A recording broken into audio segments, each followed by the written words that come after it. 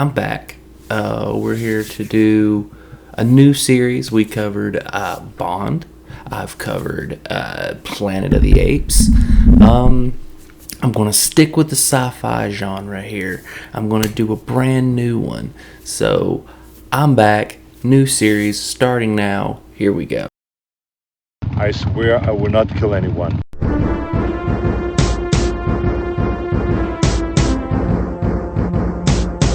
You just can't go around killing people. Why?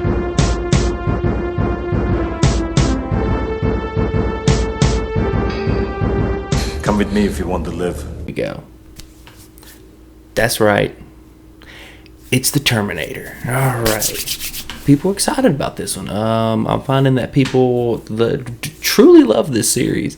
So this will be the first series that I'm doing that's absolutely universally loved. Bond, some people are just kind of meh on those movies. Planet of the Apes, some people are kind of meh on those movies. But not many people I have talked to have been like, F the Terminator. You know what? There's going to be language in this one. I'm going to go ahead and give you a little warning on that. This is also the first rated R movies I've covered. There's going to be some F-bombs, so get ready for that. Yeah. But the very first one, here it is, The Terminator from 1984. And this is an 80s movie. Like, this is...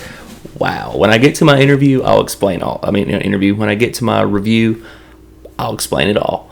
Yeah, it's crazy. This is a tight hour and 48 minutes of just 80s action. It's pure 80s, man. Directed by James Cameron. This is not his first movie. He actually did a few others before this one. His directorial debut was Piranha 2. I think it's like The Spawning or something like that. But this is his first hit. So this movie launched his career. This is also the kind of like where he found his crew, like the people he's going to work with over and over and over again.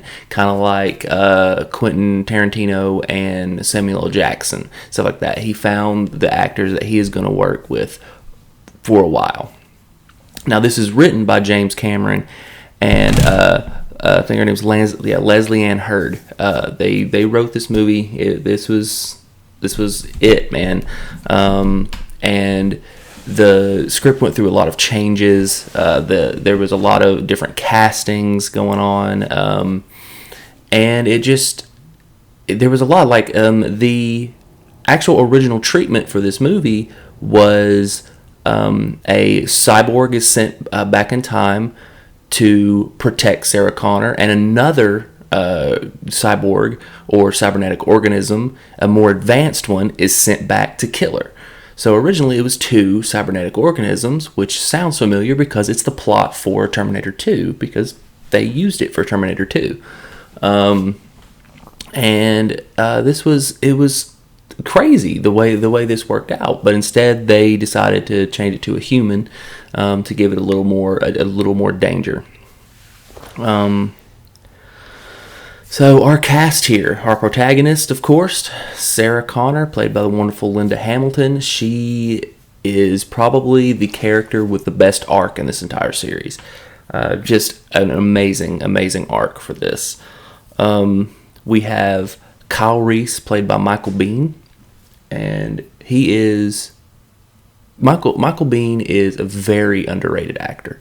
He's very good in this role because he's believable. Now, the original people to play him are crazy. I'll get to that when I finish up the cast. So this is the antagonist here is the Terminator, played by Arnold Schwarzenegger. He is a T-800 Cyberdyne Systems Model 101.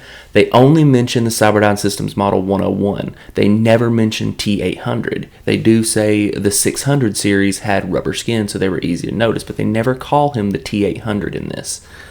So T-800 doesn't come in until Terminator 2.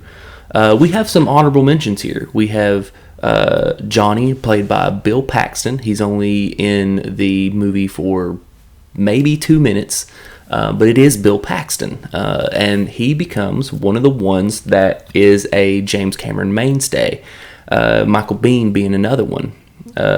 We also have another person in this, Detective Hal, played by Lance Hendrickson. You probably have seen him from Pumpkinhead and the Alien movies. And now, Lance Hendrickson was the original Terminator. He was the first person to actually play the Terminator.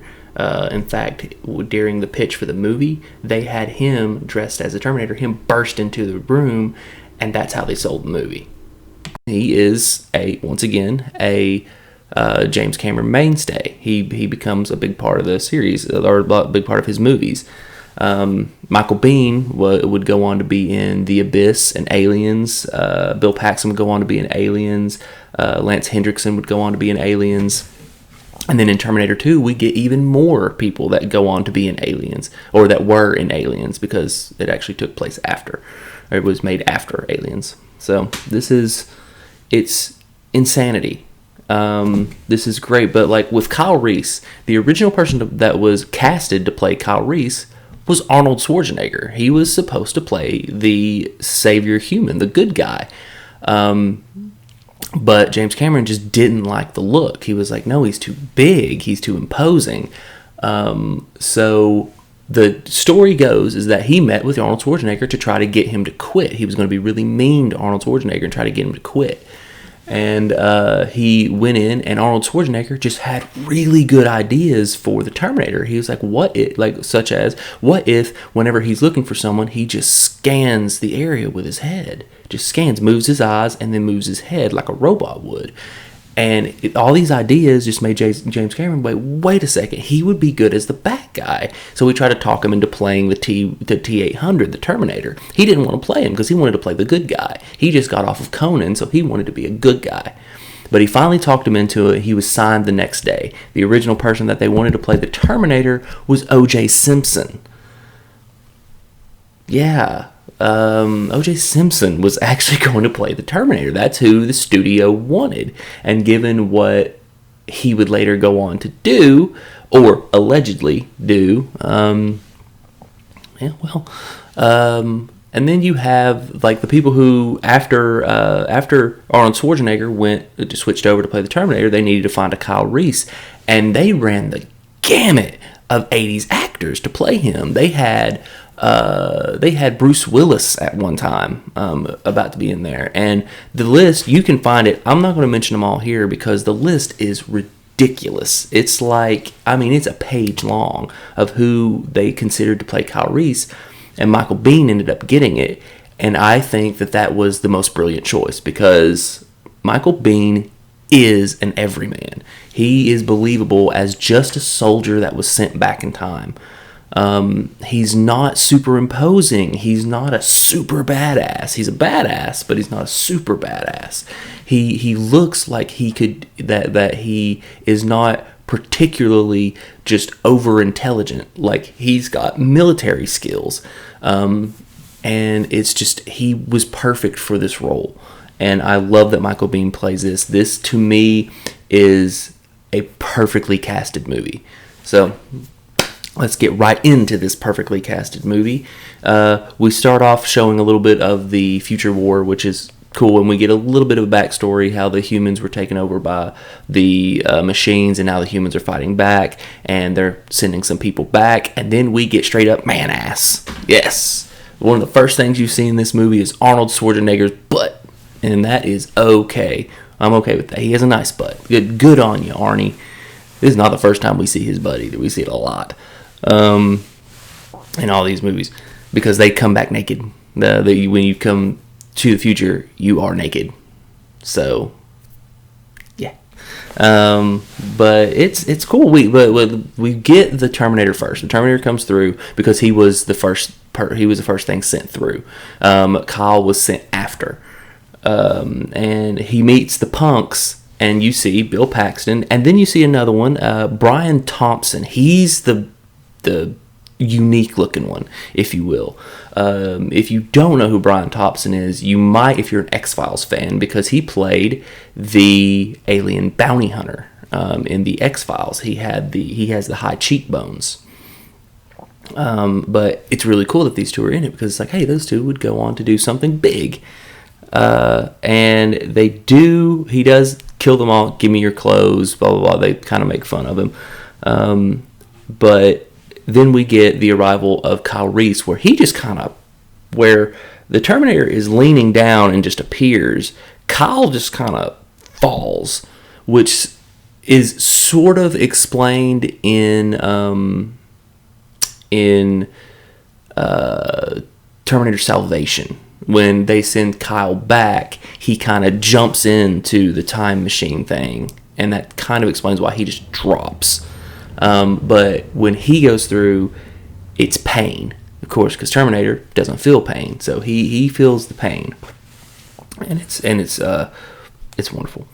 So there are like just several things in here that I'm going to go through that were cut out of this movie that actually would have been great. This is a very basic, like, 80s style synth score. Lots of synth music in the background, and it is very, very generic. It's nothing special. I mean, the theme song is special. The theme song, the iconic Terminator theme song, is wonderful. But the rest of the score of the movie is very synth and 80s, but it's part of that style. It is the style of the 80s. So we're in there, and I mean, we even go full 80s, and to where he's finding Sarah Connor in the phone book, and we see this. I'm like, what is that? What is that thing? There's people that will watch that right now, that will look at that and go, what is that thing with all the numbers in it? I think about that. Like, there are kids right now that will, like, what is he looking at? And it's a phone book. But I'm old. I can't help it. So, phone book, awesome. We have the Terminator going into the gun shop to get his guns, which is another iconic scene. And we see another actor. We see Futterman from Gremlins. I didn't get his real name. I forgot to. Oops. But that I'm sure I can find it right now. He's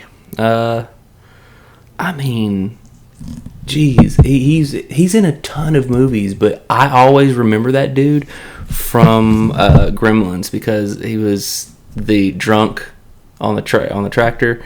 Yeah, it was awesome. But I saw him and I was like, wow. Murray Futterman. There you go.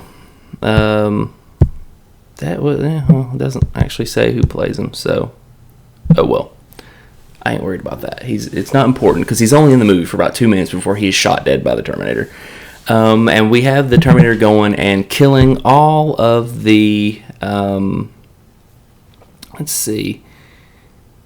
Even like he's killing all the Sarah Connors, and he's killing them in the order they're in the phone book.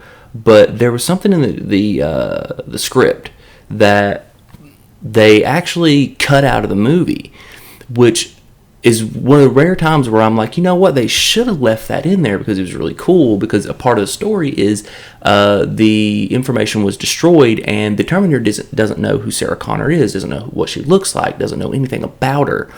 And all they know, and this is in the script, this is not in the movie, all they know is that she has an ice skating injury from when she was younger, and she has pins in her knee. And they're in the script, they have the Terminator killing Sarah Connors and then like ripping open her leg to see if the pins are in there. And that's how he would identify her. So he kills one of the Sarah Connors, opens up her leg, and it's not there. So he goes on to the next Sarah Connor. And I think that would give a more terrifying element to the story.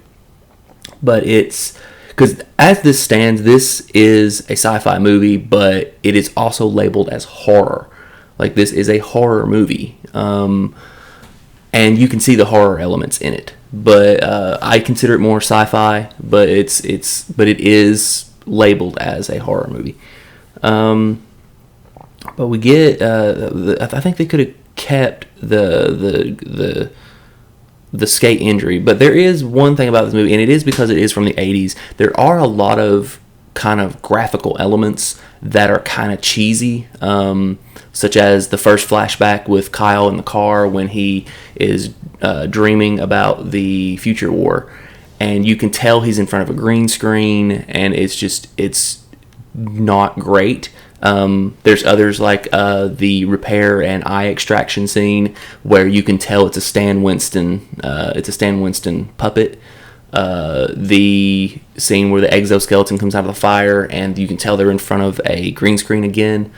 But this is a product of the 80s, and this movie did not have a massive budget. So I can forgive that in a little bit, but it does knock off some points for it because it looks really cheesy at some points. But at the same time, this was a huge thing for FX back in 1984. This was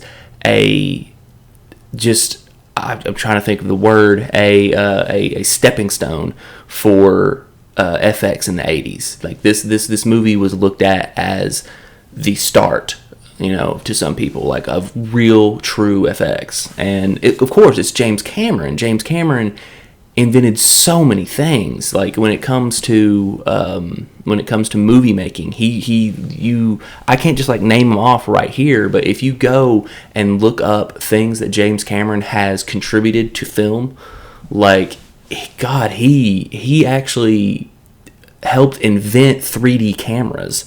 Like this dude he's crazy smart, and he comes up with some incredible things, and he did here too. So, this whole movie, he came up with this movie from a fever dream. He was sick, and he had a dream that there were robot skeletons coming to kill him, and he made a movie about it.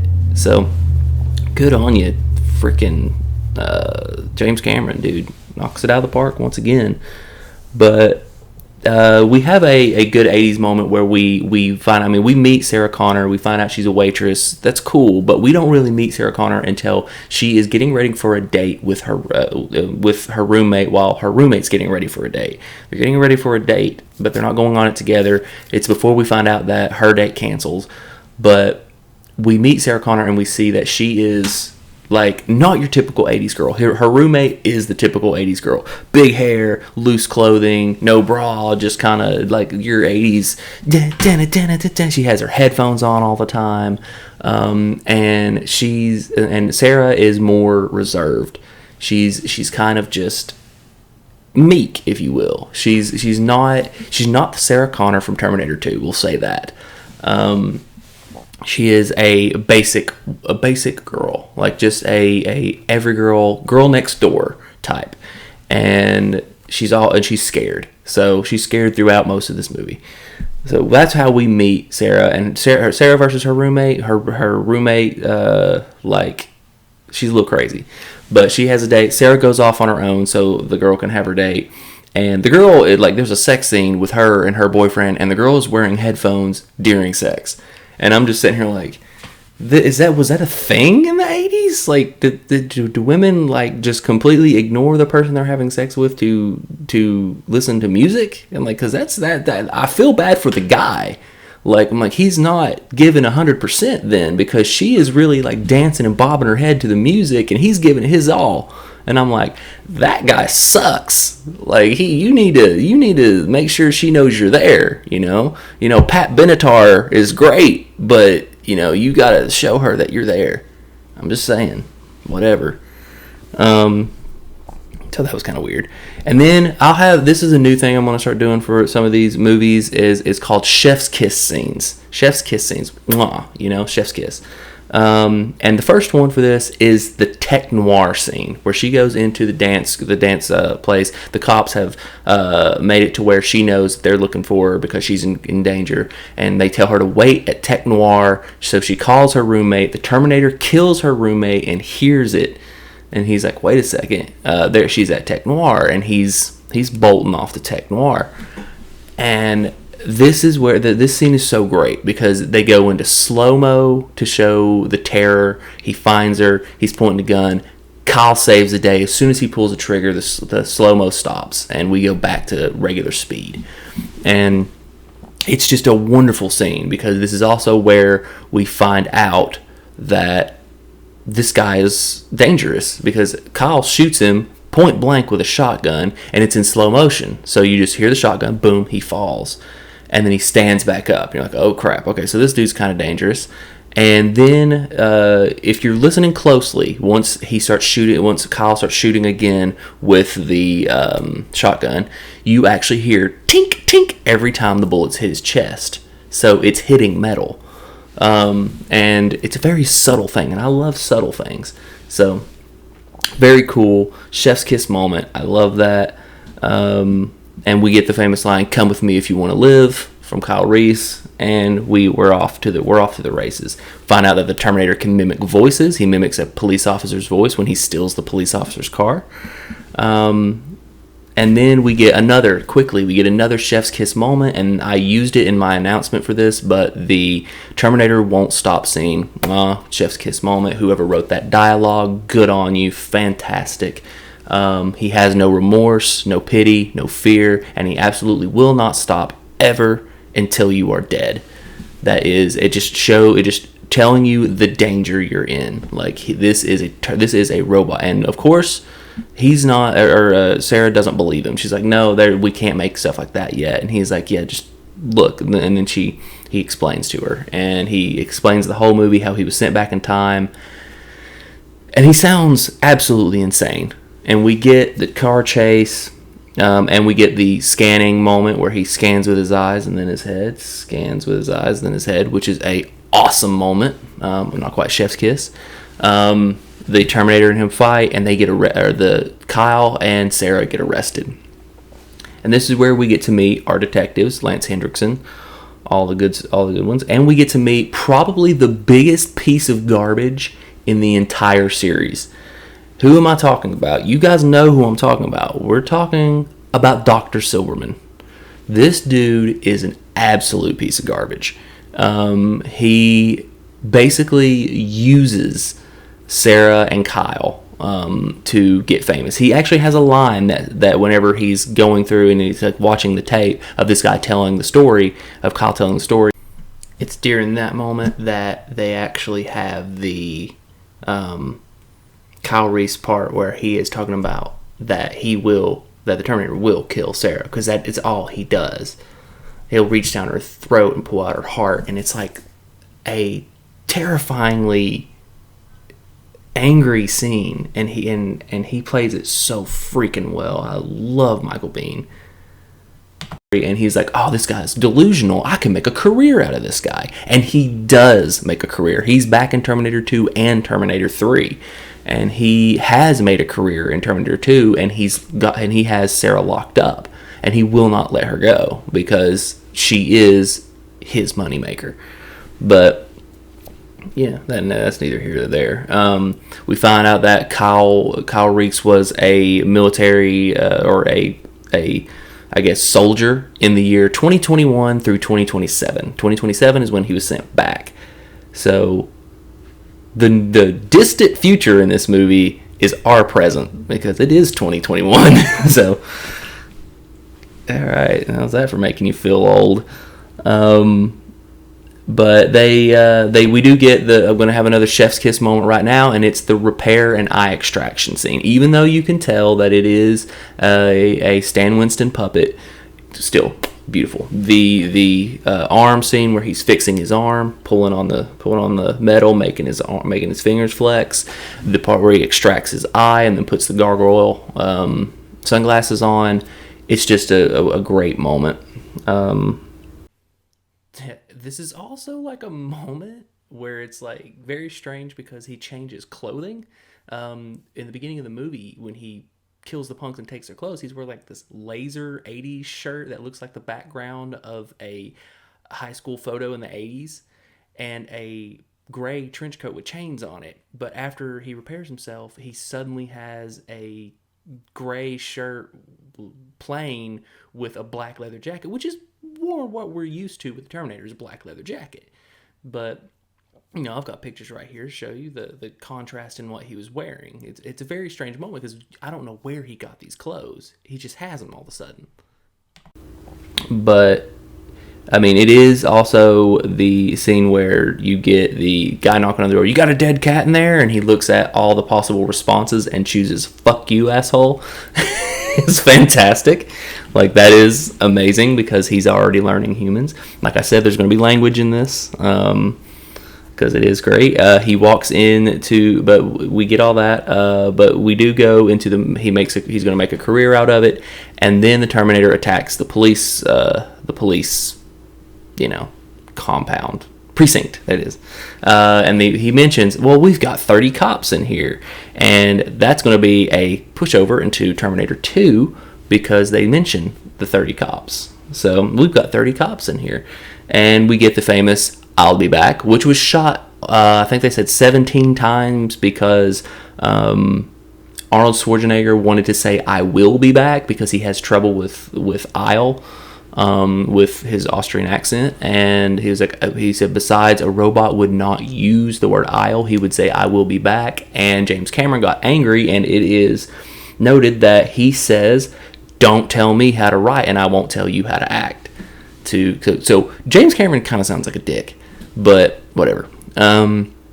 But they end up doing it. I'll be back became a super famous line, and they get out of there, and then we start getting a little bit of kind of like a continuity error, sort of, when we're under the bridge and he's explaining being sent back, and he says he volunteered. He volunteered to go back, which later on in some of the other movies, not in Terminator 1 or Terminator 2, some of the other movies, it is stated that John chose him to go back because of reasons that are revealed later. But, so that's kind of a continuity error. There's another one where she's doing the field dressing, her first ever field dressing, which is great, which is a good moment because it shows that Sarah Connor is a survivor and she's a natural at surviving. She does a field dressing perfect the first time. And that's when Kyle gives her the message from John Connor. Thank you, Sarah, for your courage through the dark years. And where he said, what is it? The future is not set, but you have to survive or I will not exist. Now, there's something missing in this message that is a huge part of Terminator 2. He never says the word, there is no fate but what we make for ourselves. He never said that. So all he said was the future's not set. And in Terminator 2, the line is the future's not set, there's no fate but what we make for ourselves. So where is no fate here? It's not in the movie. Maybe it was cut out. So after that, there is a weird moment where Sarah falls asleep and she dreams of the future war. And somehow she dreams it perfect, where the dogs are barking. She dreams the compound perfectly. She sees everything as it is. And she's never been there, so how does she know? But, there's some errors, but it's okay. It's an 80s movie. And then how does she know that he hasn't... She sees the picture that he gives her because he mentions, he's like, he gave me a picture of you. I don't know why. We know why, but he's like, I don't know why, but and that actually saves the volunteered moment because he, in a way, John Connor manipulated Kyle Reese into coming back because he's like, here's a picture of my mom. Let me tell you about her. You don't know why yet. It's like, why is he wanting me to get to know Sarah Connor so much? And it's because it's like, well, I'm going to go save Sarah Connor. I'll volunteer. And he sends him back. So you get, but at the picture, like, she knows exactly what the picture looks like. And you find this picture at the end of the movie. You see where the picture comes from. So how did she know about that picture? It's like, is she clairvoyant? Whatever. But and then they go into a secluded hotel to get ready to kind of run for the rest of their lives. And there's a human killing robot after them. So what is the best course of action? After we make these bombs, after we make these pipe bombs, what is the best course of action when there is a killer robot coming after us, a killer cyborg going to murder us. What do? We have sex. And they do. And it's a sex scene. It's like, okay, cool. And what's funny is James Cameron would end up marrying Linda Hamilton in real life. So like, I guess he kind of directed his own wife in a sex scene. It's happened before. But yeah, there's a sex scene. It happens. But this time there's no headphones. She doesn't wear headphones. It's just it's more of a love scene. But and this is where, it kind of, you start to kind of get a guess of why Kyle Reese was sent back. Because she does get pregnant. And Kyle Reese is John Connor's dad. It's like, that's a little weird. And it also was not in the original script. In the original script, he's just saving Sarah Connor, and their relationship does not blossom. But the Fox executives said, or whoever helped with this movie said, hey, make Sarah and Kyle's relationship a little deeper, because we want a relationship here. We want to show camaraderie. And James Cameron's like, you know what, that's a good idea. And he turned them into lovers. It's like, I've known this guy for all of 4 hours. I'm going to sleep with him. All right. And so it's a very modern thing, because, that happens now. Didn't happen that much in the 80s, but okay. Yeah. Go Kyle. She's a beautiful woman. This is cool. I mean, she was in Dante's Peak, man. She was in Dante's Peak with James Bond. You can't beat that. She's about the only one who in this movie that didn't go on to do huge things, besides marry James Cameron. They're not married anymore. In fact, when they got divorced, they didn't speak for like 20 years. So yeah.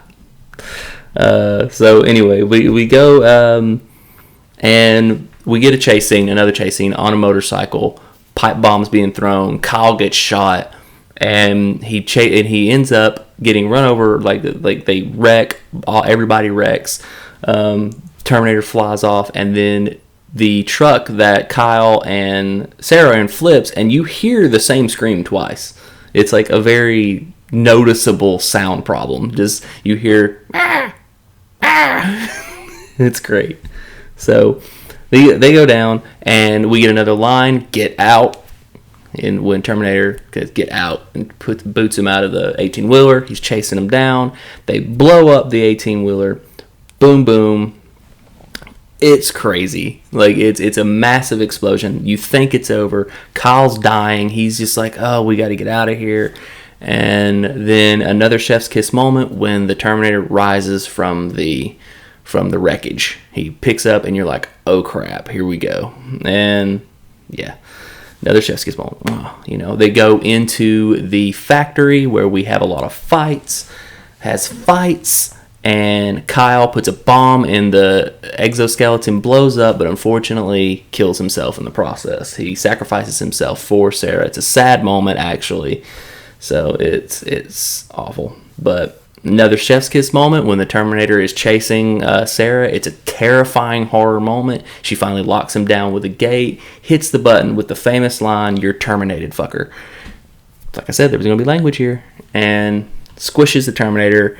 That's awesome. Now, there was a scene cut out of this before the ending, because the ending of this movie is we see a little bit further down the line, Sarah's pregnant. They get that picture that we were talking about earlier, and she's speaking into a mic saying, we will, giving tapes to John Connor.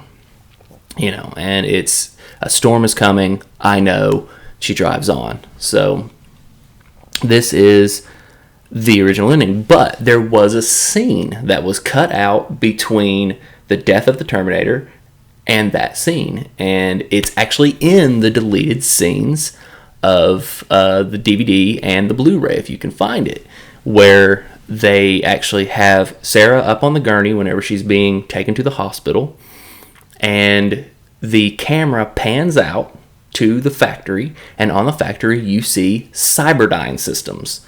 So this was the start of Terminator, because the Cyberdyne systems finds the exoskeleton of the cyborg and creates the cyborg.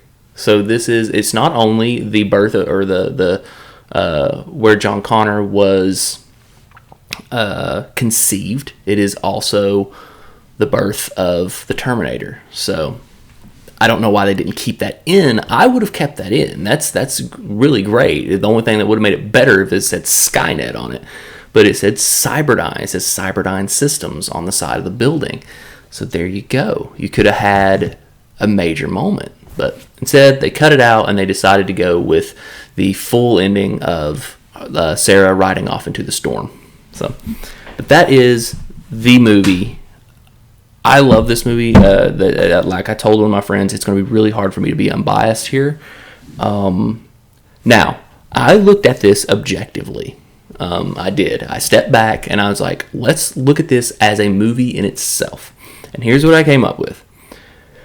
This is a classic, and it could have been just pure 80s schlock cheese fest, because if you actually just take Terminator out of it, take Arnold Schwarzenegger, take Michael Biehn out, clear your mind, and just think of the plot of this movie. It is so cheesy and awful. The plot of this movie, a robot is sent back in time to kill somebody, and a human is sent back in time to save someone. Like, it's pure 80s cheese. But the thing is this could have been like an 80s schlock fest.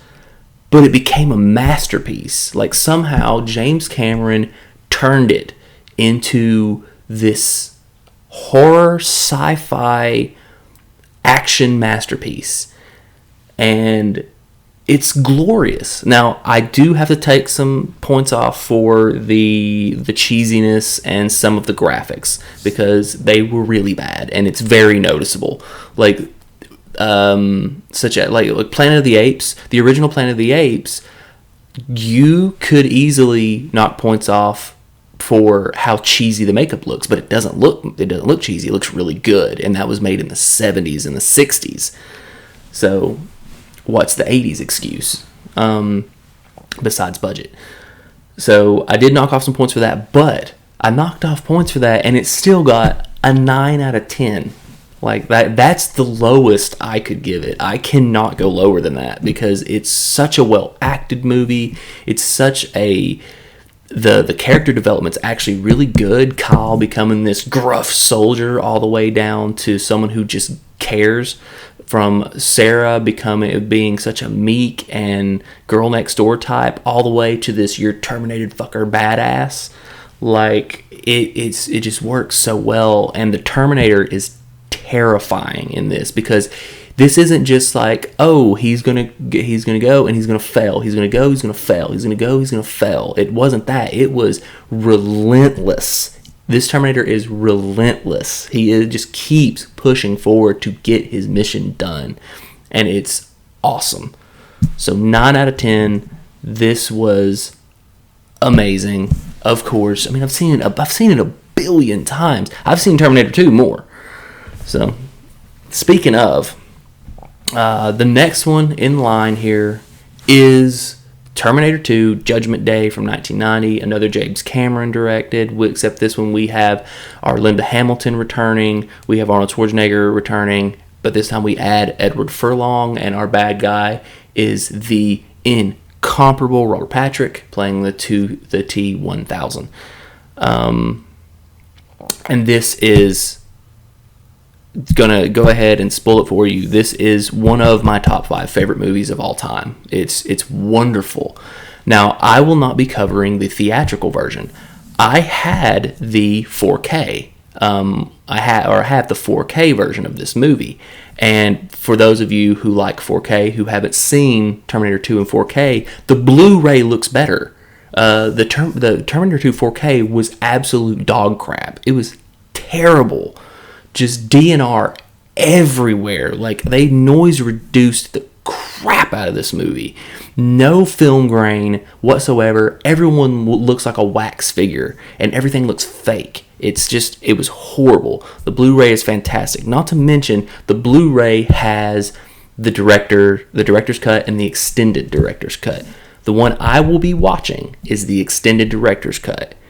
And it is because I truly believe, and I'm not just saying this because it's a longer movie and it's the director's cut, I truly believe that Terminator 2, the extended director's cut, is a superior film to the theatrical version. The theatrical version is ungodly great. It's beautiful, fantastic movie, but the extended director's cut fleshes out the story so much more, and it changes the movie completely. It turns it from a all-out 90s action into a family drama.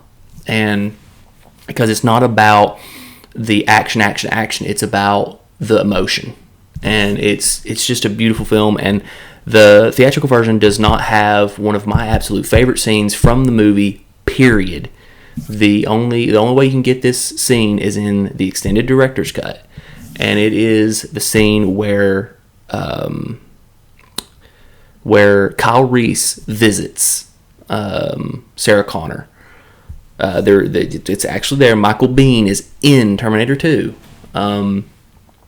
He visits her in a vision, and she's about to give up. She has been in the institution for so long, and they're keeping her there. She can't escape, and Kyle Reese comes to tell her that John Connor needs her help, and she needs to find a way out, and that actually leads to her escape. So it's a brilliant moment. It shows that Sarah Connor does still have is still fragile, So it's very cool. I love Terminator 2. I can't wait to get into this movie. I love it so much. So there you go. Terminator. I guess I'll start my... I'm starting to blink. I'm starting my thank you for watchings, because this is the first one of the Terminator. So thank you for joining this one. Yeah. And so join me next time for Terminator 2. Ooh, dun dun dun.